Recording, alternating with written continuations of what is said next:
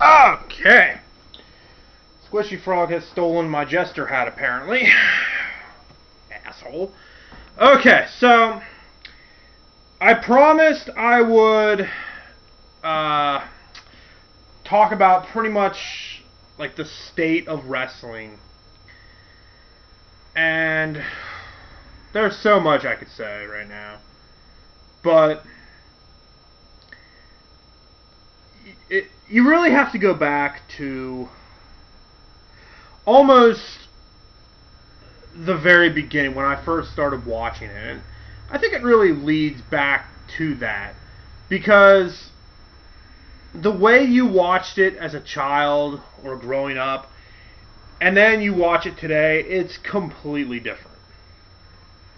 And, I mean, like I said, there's so many variables, but really, the one constant variable that I have seen from watching the wrestling in the 80s, which is when I started watching it, and wrestling nowadays, it's very simple. They do too much now. And I know that sounds weird, but I think wrestling has become so overexposed that I think it's almost impossible to ever go back to the old days, which I know that sounds weird, but I'll explain it. Really, when I say it's overexposed, you have to think how much wrestling is on TV on a weekly basis. So let's think about this. Raw is on for 3 hours.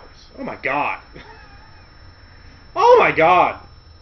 Monday Night Raw is on for 3 hours.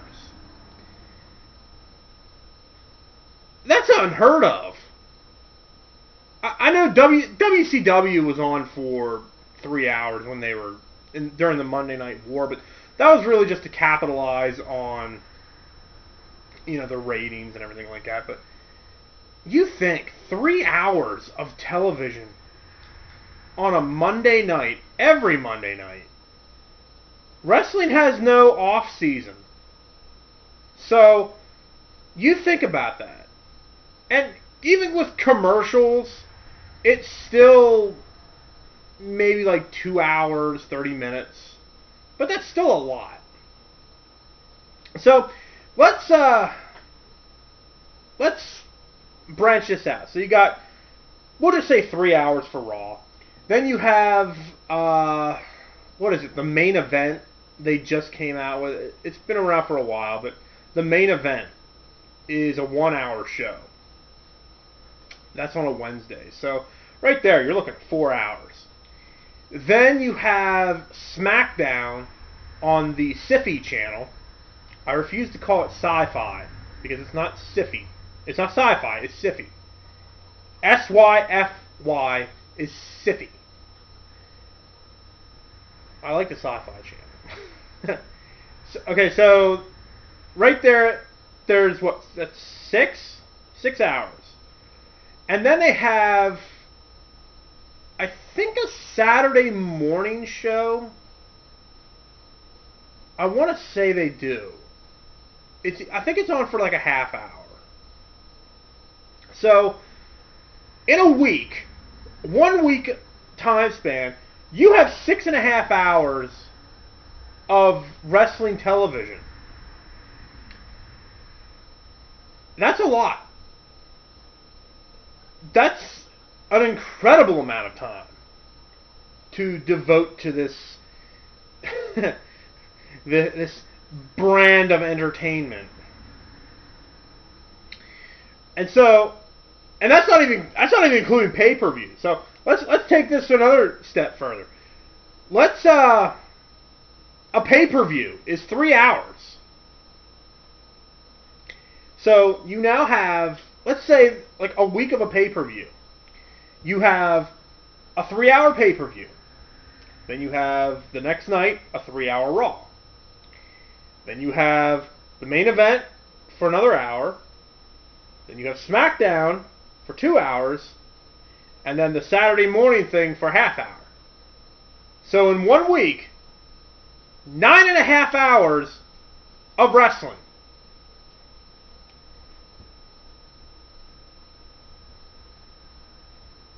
I remember watching wrestling on Saturdays and Sundays, mostly Sundays. I never had this much wrestling ever in my life. I had Superstars.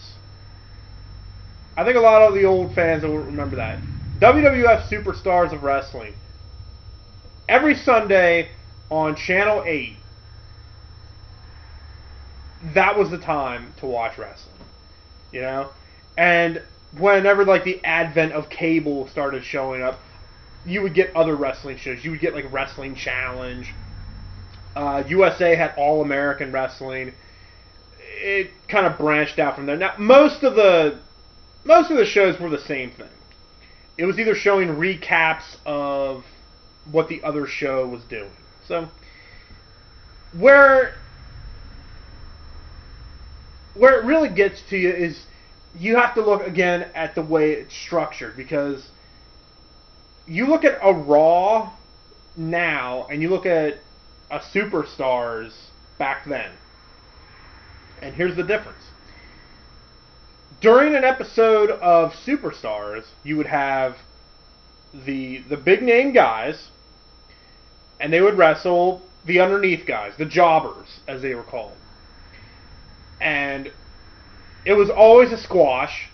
The big name guys would always win. Most of the time always win. But the majority of the time it was just like 45 minutes of the big name guys getting themselves over and talking about like the next feud that they're going into or the person they're going to be fighting. And they would occasionally like, throw interviews in and everything like that. It was enough. And now you look at a Raw, and every match on Raw could probably be on a pay-per-view if booked right. And right there is one of the biggest problems, is that when I say that wrestling is overexposed, another big thing about it is there's too many pay-per-views. And this has been a problem for so long, because when WCW was starting like the Monday Night War, and they were getting big, they were getting noticed.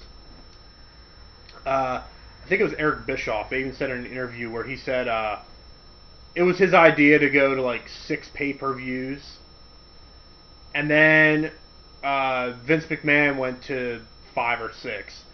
And then they're like, okay, we'll do 10. And then they're like, well, okay, 6 is working, 10 is working, well, fuck it, 1 a month. We'll do a pay-per-view a month. And then Vince McMahon started doing a pay-per-view a month. And that's too much. That's too much.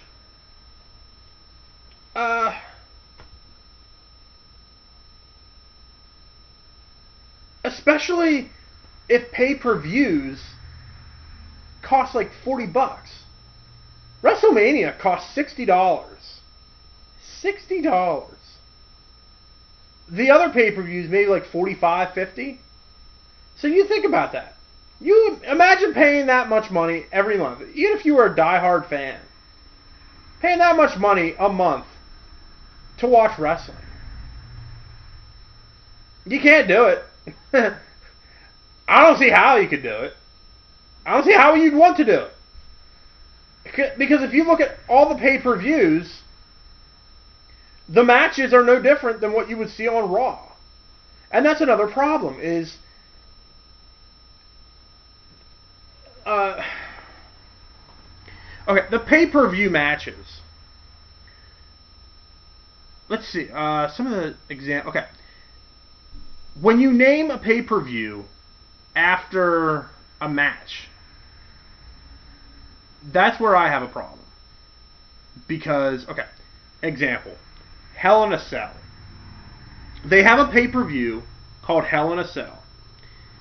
And immediately, if you've never seen Hell in a Cell, like, okay, you have a child. Your child is watching wrestling for the first time. And the first time they started watching wrestling is around the time, like, the first Hell in a Cell pay-per-view. And your kid's like, well, what's that match? And you would say, well, it's this giant cage that covers the ring. And two guys are inside of it, and they fight. And they're like, oh, that's kind of cool. Like, I've never seen a cage match before. And I say, well, you're in for a treat. And so they watch it. And then the next year, same thing. Hell in a Cell rolls around. They're like, oh, they're having another one? And you say, well, it's every year. They have one every year. And they're like, oh, well, that's cool. And so, after about the 5th or 6th year, your child is growing up watching this, and it gets to a point like, oh, it's Hell in a Cell. Yay. You know, how many different ways can they do this match? And that's the thing. When you name a pay-per-view after a gimmick match, it's the equivalent of watching the guy get shot out of a cannon 30 times. Eventually, it's going to get boring. And it robs it of its specialness. I remember when Hell in a Cell was the be-all, end-all, you know? Like Undertaker, Shawn Michaels. They were the very first Hell in a Cell, and it was a brutal match. Unbelievably brutal. Because it was something new and exciting. Nobody had ever seen something like that before. And even the second Hell in a Cell, I think it was Undertaker and Mankind. Again, brutal. Because that was the night that Mick Foley went off the damn cage. And, of course, that's a bad example. That's the worst thing Mick Foley could have done, is jump off that damn cage. Because, well, he didn't jump. Taker kind of threw him off. But coming off that cage was the worst thing Foley could have ever done. Why? Not because of the physical toll it takes on him now, but the fact that you have just completely raised the bar too high. And people have fallen off the thing before, but who cares anymore, right? And so, what other? They have TLC is a pay-per-view now. The Elimination Chamber is a pay-per-view now. So it robs the specialness of the match is gone. Okay, so if they would ever get rid of TLC as a pay-per-view, and then they would have a regular TLC match, like a tables, ladders, and chairs, that's what it means. But if they would just have a regular tables, ladders, and chairs match, the fans would be like, okay, this is lame. Like, show me something I haven't seen before. And, okay, it's just like, okay, here's another good example, a better example actually. When TNA first started, they did a pay-per-view called Lockdown. I'm not sure if they still do or not, but it's called Lockdown, where every match is inside of a cage. So they would just put the steel cage up, and they would have every match in the cage. And I thought, okay, that's cool. That's interesting. That's an interesting concept, because it adds, a cage feel to everything. But by the time the event was over, I said, okay, that's all right. I've seen it. Yay!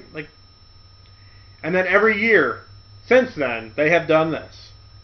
I don't know. Like I said, I don't know if they still do it. I have not watched TNA in years, but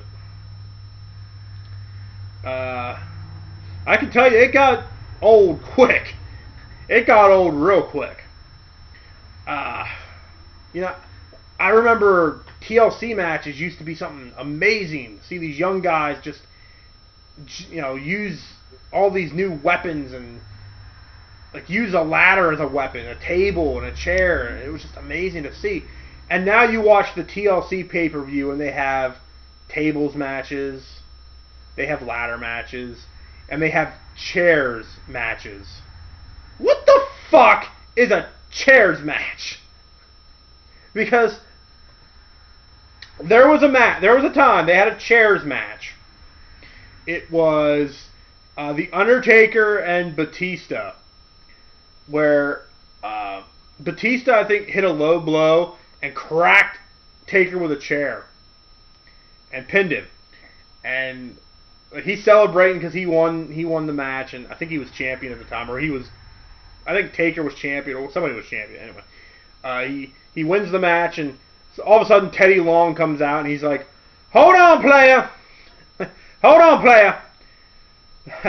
Chairs might be legal in this match, player, but low blows, shots to the scrotum, they're not. So we restart this match, player, and there'll be no more low blows." So there are rules to a chairs match. I did not know this. So, and again, the question is, if Batista had hit him in the nuts with a chair, would he have been disqualified?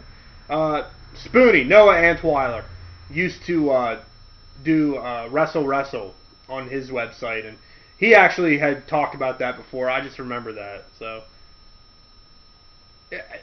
he brought up a good point too. It's like, if he had hit him in the balls with a chair, would Teddy Long have come out and said, "Hold on, player, we can't have that, player"? I think Batista would be able to argue and say, I hit him with a chair. I hit him in the balls with a chair. That's legal. And he's, okay, player, never mind then. The Elimination Chamber used to be, I think that was Vince McMahon's answer to War Games, where they would have like these cylinder chambers open up at random and have other guys come through. Now that's every year. So, again, when you have a gimmick match all the time, Squishy Frog just fell. When you have a gimmick match every single month or every single year, it robs it of its specialness. Like I keep saying, can you imagine if, a regular cage match? You can't even watch a regular cage match anymore. Because, what's the point?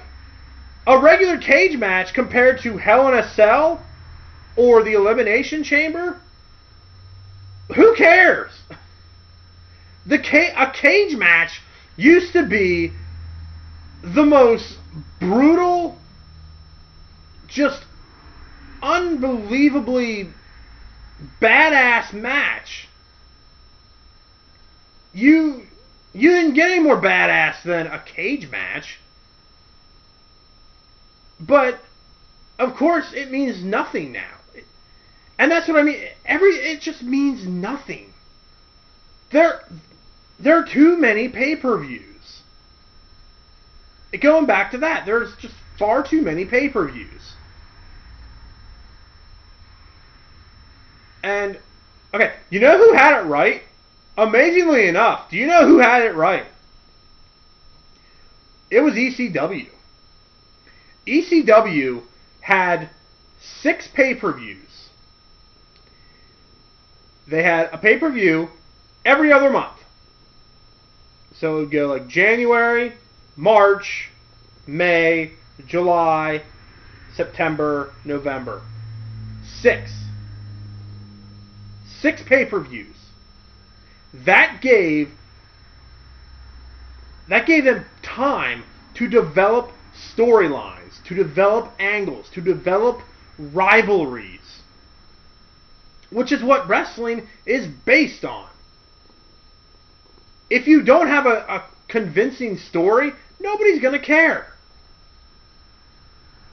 And that's why I think why I feel there's too many pay-per-views, because there's no time to develop anything. Because once a pay-per-view's over, they're already getting ready for another one.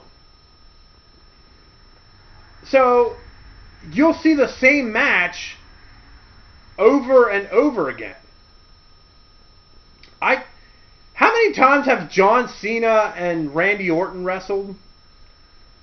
5,000-6,000 times.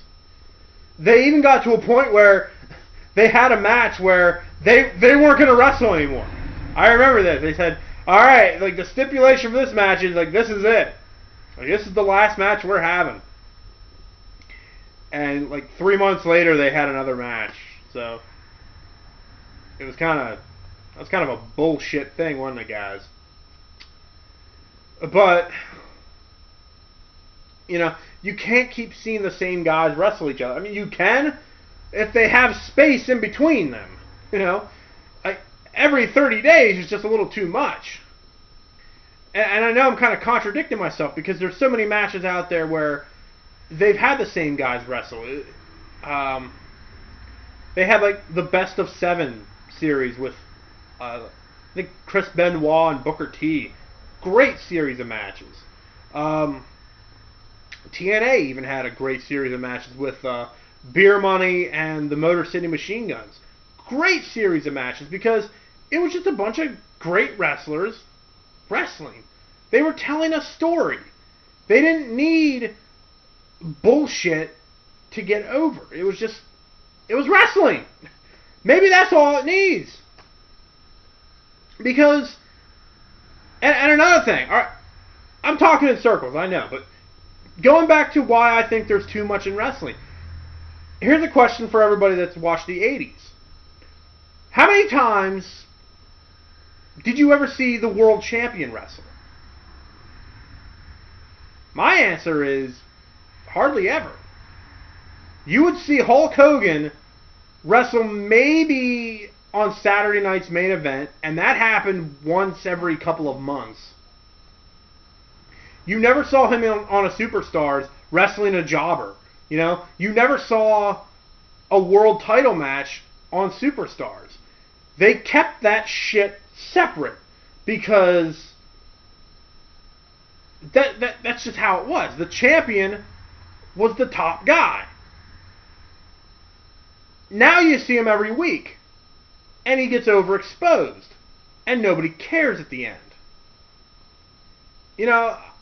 I dread the day John Cena comes back and wins the title again, because it's going to happen. Randy Orton was champion. I don't think he is now, but who cares? I talk wrestling with friends all the time, and we even say the same thing. Oh, who's champion right now? Randy Orton? Oh, well, who cares about that? When Miz was champion, that was different. And okay, I just thought of another tirade. Speaking of the World Championship. Okay. Well, this actually ties into it, too. About there being too much in wrestling. There's too many titles in wrestling, especially in the WWE. You have the World title. You have the WWE title. You have the Tag titles. You have the Intercontinental title. You have the U.S. title. You have the Divas title. That's 6. How many titles did you have back in the 1980s?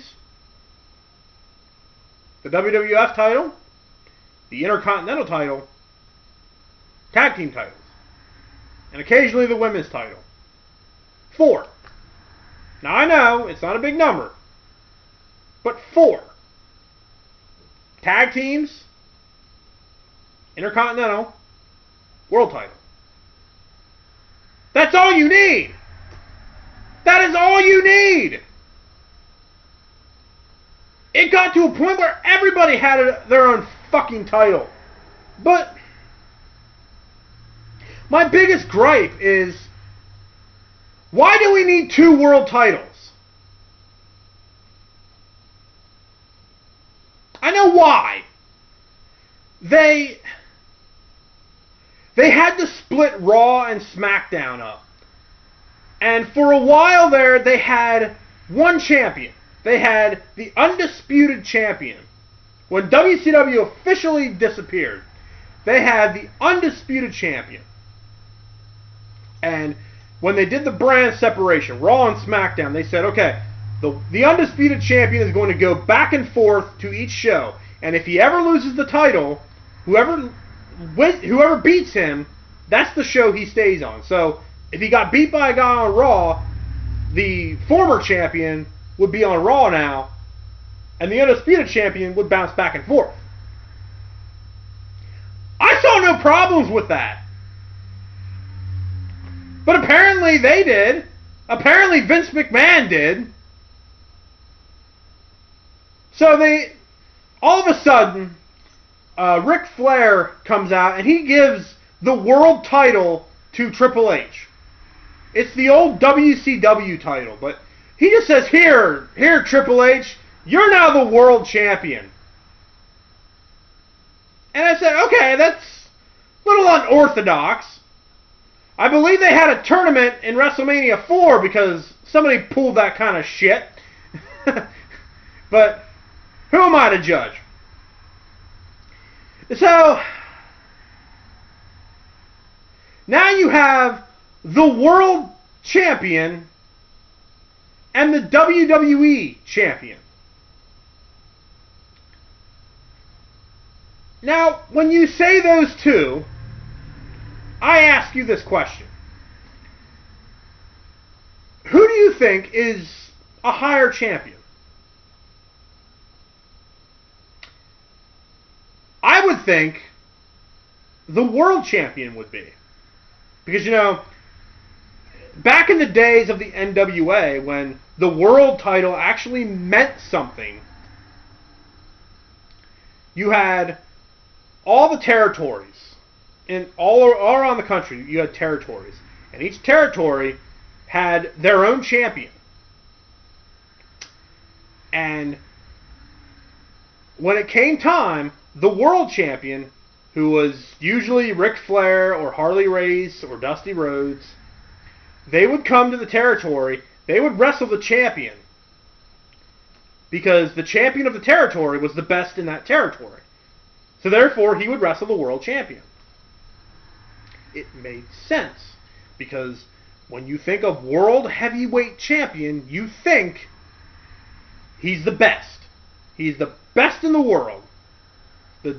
So, you think about it, the WWE champion is the best wrestler in the company.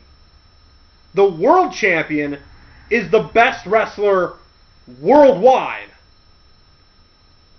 That's what you would think. Here's how it is. The world champion is nothing but a fucking joke in the WWE. And I know there's going to be people out there that argue that. But here's my proof. For 3 WrestleManias, the World Heavyweight Championship was the very first match. The opening match at WrestleMania was the World Heavyweight Championship match. Not only that, but one of those matches was 17 seconds long.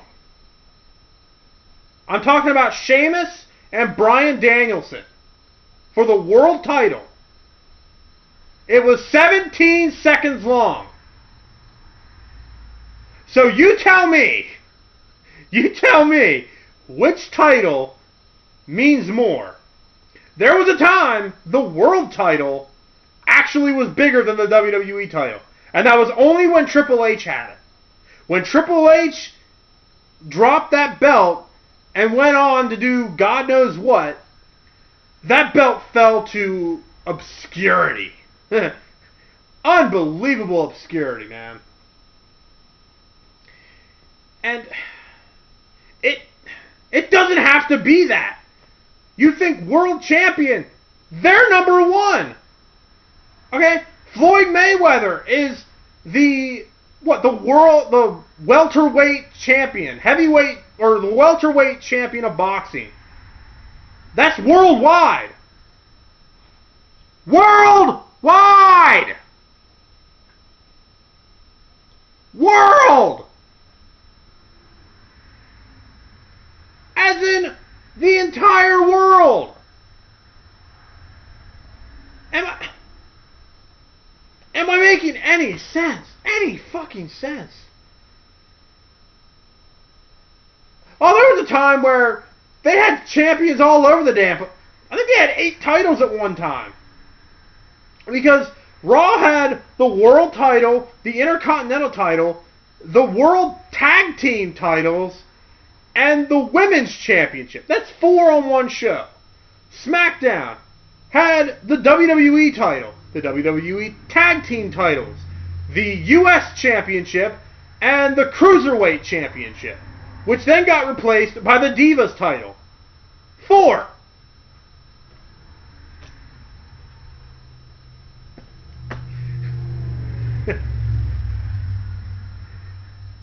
And the sad part is that this is normal shit for kids to watch this. But that's really my thing. We don't need 9.5 hours of wrestling.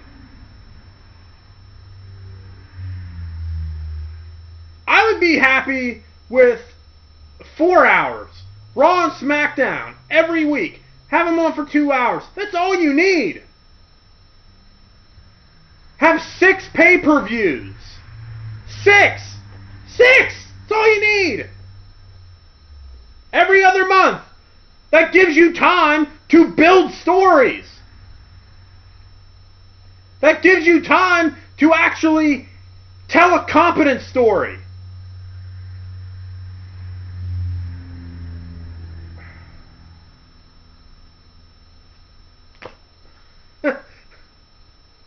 I'm getting pissed off about this.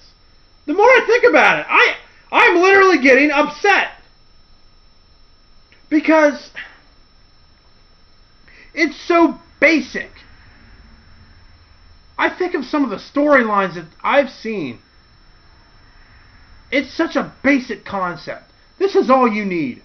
If you're ever starting like your own wrestling organization or like a fantasy wrestling league or something like that, just remember 3 basic rules to telling a good story. Who are these people? Why are they fighting? Why should I care? You tell all 3 of those in your story, you have told a perfect story. You know? That's all you need. A good example of that. When Steve Austin was the world champion, and Vince McMahon did not want him to be champion, so he got Mick Foley, Dude Love, to come out and be like the corporate champion. Like he was going to be the corporate figurehead of the WWF. And they had a match. That told all 3.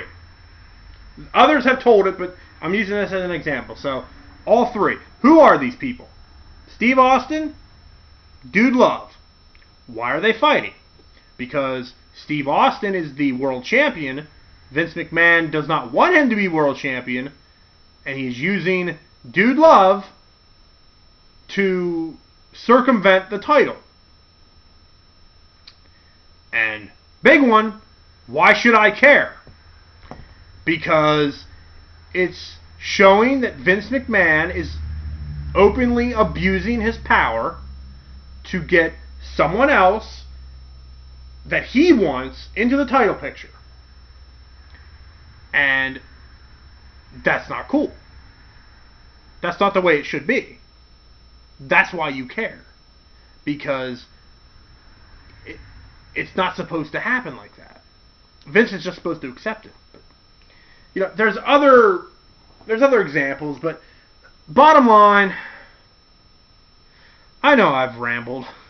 I probably haven't made a goddamn sense of anything, but bottom line is this. There's too much in wrestling. There's too much wrestling. No, let me rephrase that. There's not too much wrestling. There's not enough wrestling in wrestling. There's too much bullshit in wrestling.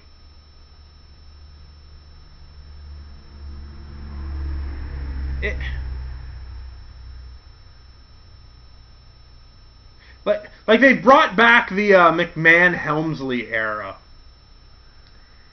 And like Triple H is the COO of the company, and Stephanie McMahon is his wife, and they're just going power hungry. And you know what? I don't give a shit. I didn't give a shit the first time you guys pulled this. What makes you think I'm gonna care now?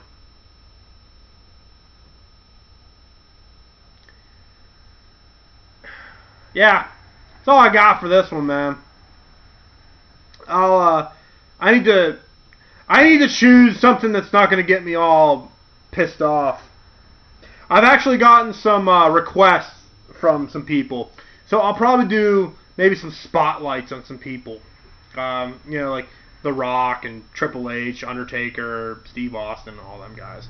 I'll probably do DX next because I have a lot to say about DX. Good and bad, but I have a lot to say about that. So, if you have stuck with me this long, thank you. You guys are troopers. Either you're sticking with me on this out of obligation. I don't want you to. If you don't like it, don't watch it. But,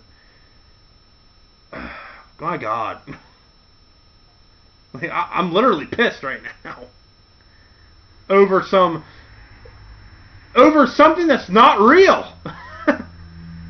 I know it's real to me, damn it, but something that is not supposed to piss you off. But then again, watching regular TV pisses you off. I don't know. I'm just rambling now. So, thank you, everybody, for supporting this. And, yeah. Tune in next time. I'll rant and rave about DX. That'll be some good stuff. So, I'll catch you guys later.